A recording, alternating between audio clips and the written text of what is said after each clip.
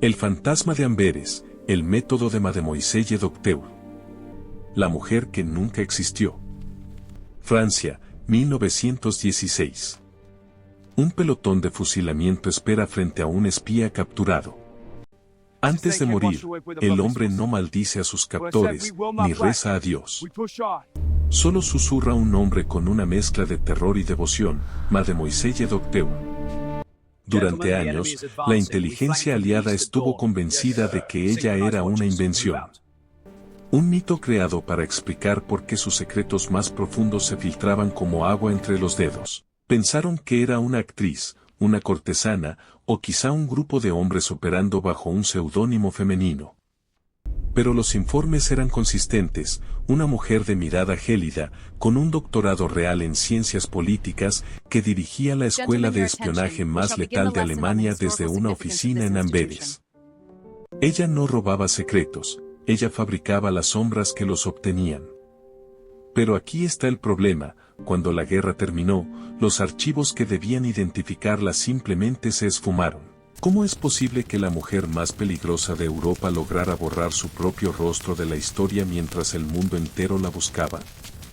1914, Europa es un polvorín de lodo y metal. Mientras los generales envían a millones a morir en las trincheras, en una oficina gris de la Bélgica ocupada, una mujer de 26 años está ganando la guerra con papel y pluma. Elsbeth Strackmuller.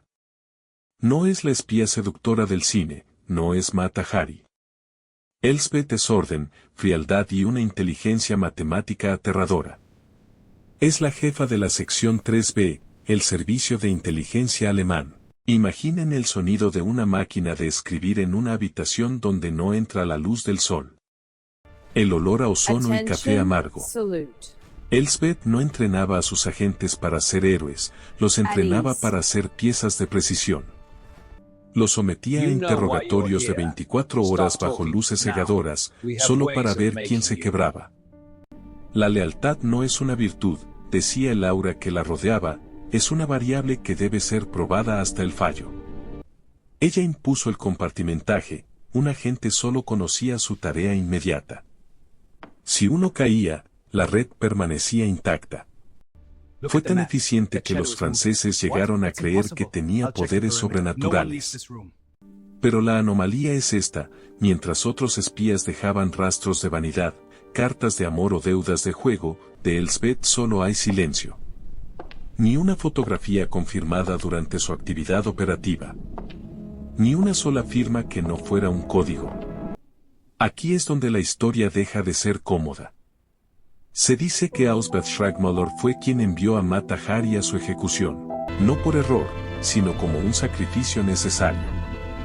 La bailarina era demasiado ruidosa, demasiado visible.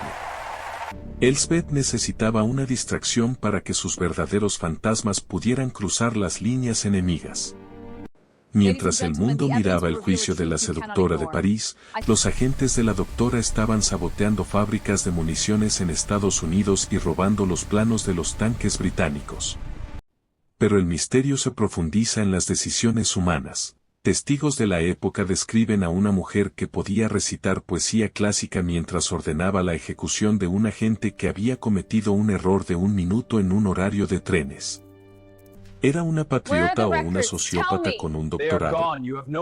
Los documentos capturados tras la caída de Alemania mencionan a una directora que nunca dormía, que conocía la ubicación de cada submarino aliado y que, extrañamente, comenzó a ser temida incluso por sus propios superiores en Berlín. Empezaron a llamarla la mujer sin rostro. 11 de noviembre de 1918. El armisticio. Alemania se colapsa. En Amberes, los archivos de la inteligencia deberían ser el tesoro más buscado por los vencedores. Los británicos entran en la ciudad con una lista de nombres. El primero es ella. Llegan a su oficina. La silla está caliente. Hay cenizas en la chimenea. Pero no hay Elsbeth. Lo que sigue es un vacío documental de casi 2 décadas. Mientras otros criminales de guerra huyen o son juzgados, ella parece haberse disuelto en el aire. Algunos informes sugieren que se refugió en Suiza, otros, que siguió operando para la República de Weimar en las sombras. Pero lo más inquietante ocurre años después. Cuando los historiadores intentaron reconstruir su vida, descubrieron que casi todas las menciones oficiales a sus métodos habían sido censuradas.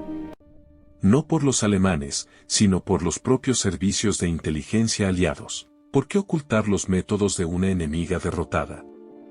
Quizá porque los métodos de Mademoiselle Docteur eran tan efectivos que el Mi-6 y el Deuxième Bureau decidieron que eran demasiado peligrosos para ser públicos.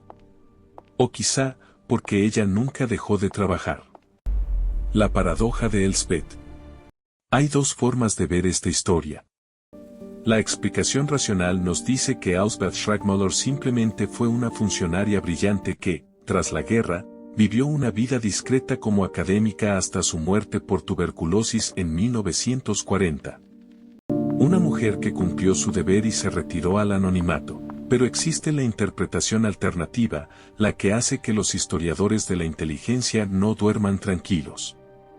Si Elsbeth era capaz de crear identidades falsas tan perfectas para sus agentes, ¿qué le impedía crear una para sí misma? Algunos investigadores sugieren que la mujer que murió en 1940 era solo otra capa de engaño. Que la verdadera doctora siguió asesorando a regímenes posteriores, refinando el arte de la vigilancia y el control que hoy define nuestro mundo moderno. Después de todo, ella inventó el espionaje científico. Ella convirtió el engaño en una disciplina académica. El hecho de que sepamos tan poco de ella es, irónicamente, su mayor logro profesional. Al final, la historia de Mademoiselle Docteur nos deja una lección incómoda sobre el poder y la invisibilidad. En un mundo donde hoy todos dejamos una huella digital, donde cada paso es rastreado, ella logró lo imposible, ser la persona más influyente de su tiempo y, al mismo tiempo, un fantasma.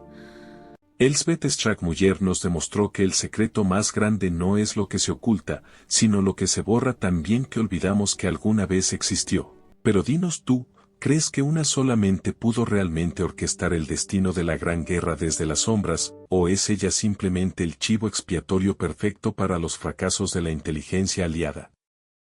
La historia oficial dice que murió en el olvido. Pero en el mundo del espionaje, la versión oficial es solo la primera capa de la mentira. Si te apasiona desenterrar las verdades que el tiempo intentó ocultar, suscríbete para más investigaciones de alto nivel. Y dale a like si crees que, incluso hoy, hay doctores operando en un silencio absoluto.